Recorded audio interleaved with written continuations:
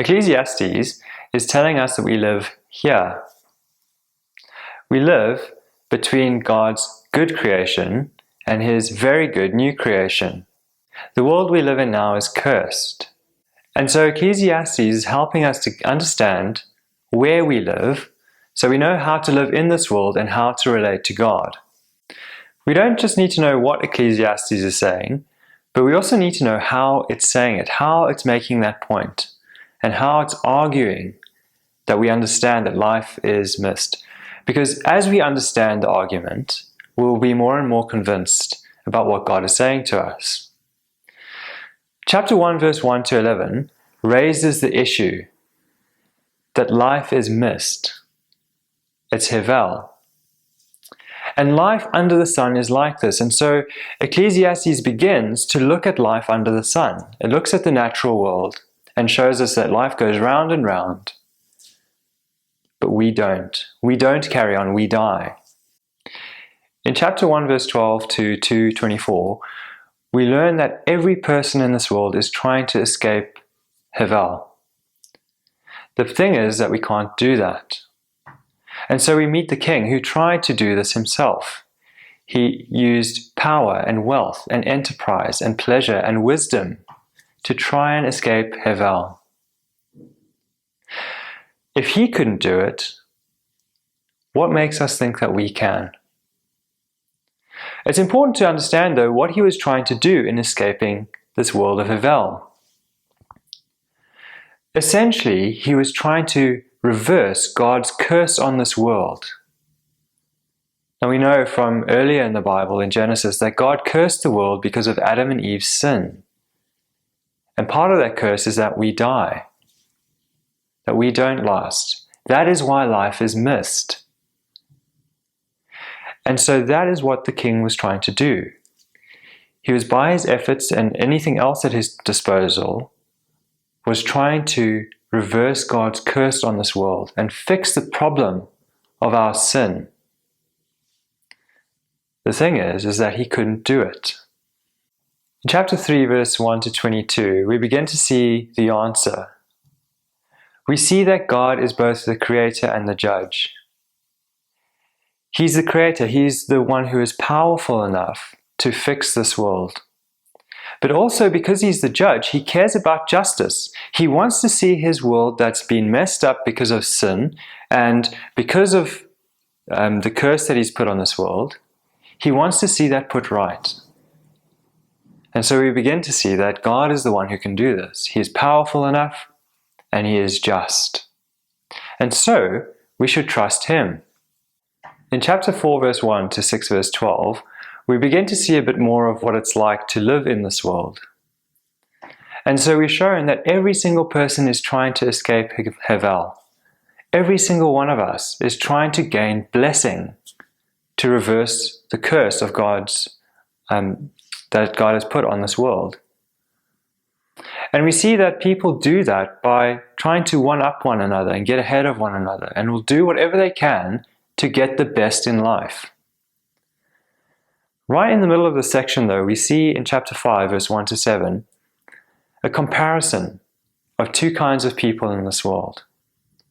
Those who are trying to get ahead, who are trying to gain, and who are trying to reverse the curse on God's world by their own efforts, well, they relate to God by trying to make a deal with God. The other person is the one who listens to God. They hear from his word how he is good and just, and how he provides the answer to deal with our sin and his curse on this world through a sacrifice. In chapter 7, verse 1 to 11, verse 6, we get into the wisdom part of this book. We begin to see what it means to live rightly in God's world.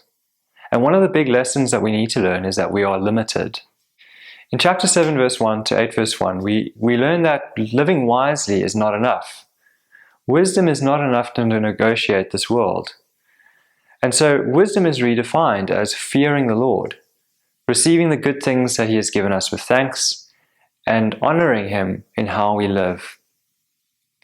Chapter 8, verse 2 to chapter 9, verse 16 tells us that we're to live today, enjoying the good things that God has given us. Not thinking that we can escape Hevel with them, but enjoying them for what they are. Chapter 9, verse 17 to 11, verse 6 emphasizes for us that we're to live today. We're not to think that we can gain something in tomorrow, or live to try and get something more tomorrow. We're to accept what God has given us today, be grateful for it, and live now. The last section of the book, chapter 11, verse 17 to 12, verse 14. It sums up for us what the teacher has been telling us, that life has a Hevel. We're to live accepting the good things God has given us and live today. We can't escape Hevel by our own efforts. We can't rectify our sin, and we can't put right what is wrong with this world. Only God can do that.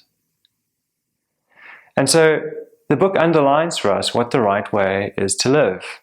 It's to fear the Lord, knowing that He is our Creator, who, after we die, will judge us.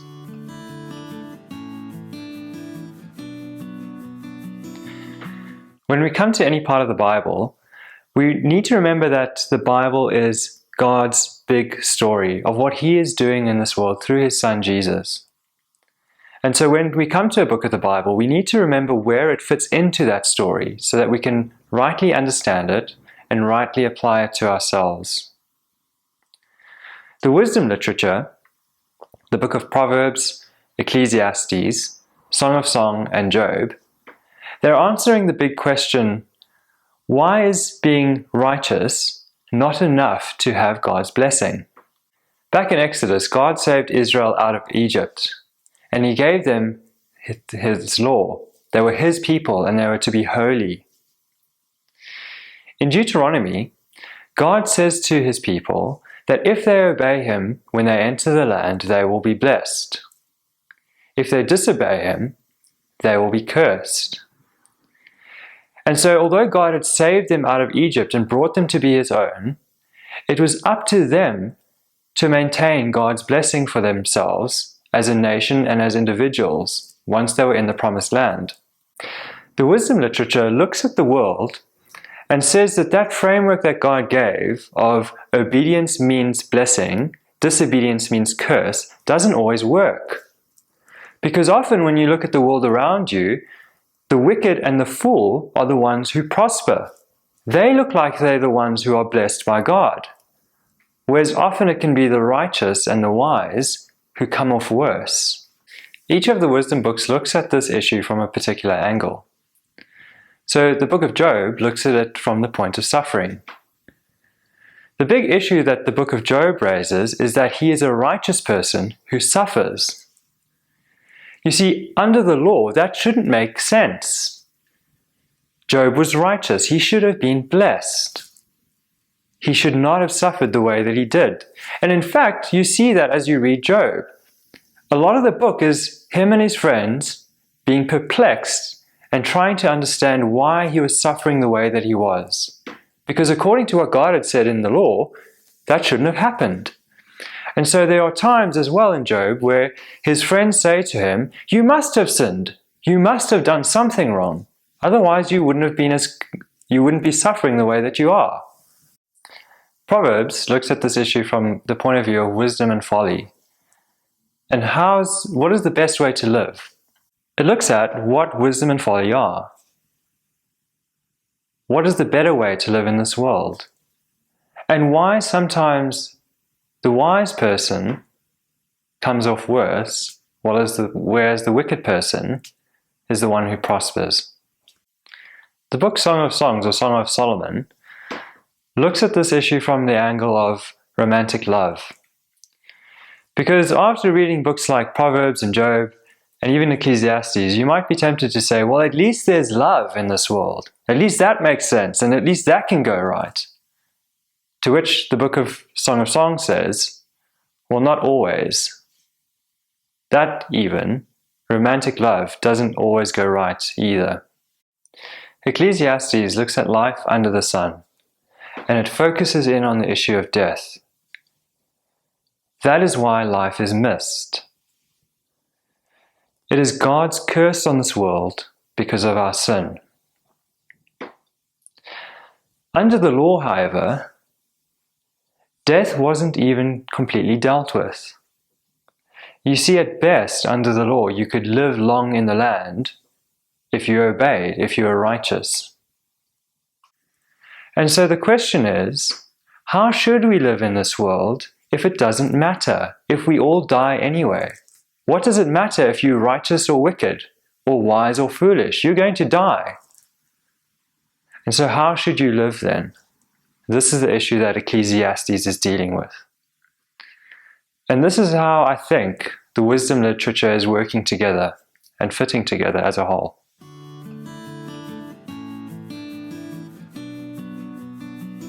I think Ecclesiastes prepares us for Jesus very well. At its most basic level, Ecclesiastes is teaching us that we are limited. We are not gods of our own destiny. We cannot fix this world. We cannot undo God's curse on this world, and we cannot deal with our own sin. Ecclesiastes also teaches us how to relate to God rightly. It shows us that we're to be humble, that we're to listen to God, to depend on Him. It shows us that we're to trust Him, to trust that He is good, and that He is just, and that He is powerful. He is able to fix His broken world, and He is just and able and willing to deal with our sin. And so, whatever good thing we have from Him, we're to thank Him for it. It is His gift to us.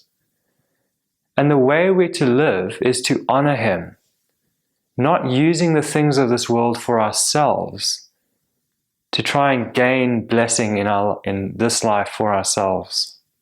In Jesus, God justly deals with our sin through Jesus' death on the cross.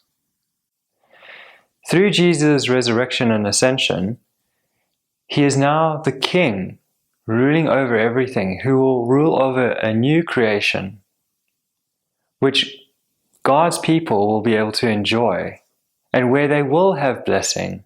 Everything will be good and perfect, and we ourselves won't be crippled by our sin and death.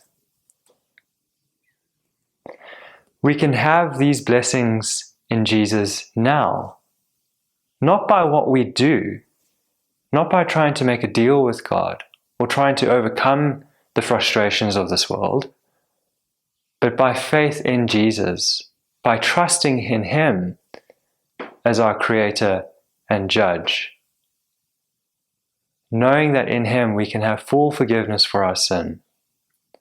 And this is God's gift to us.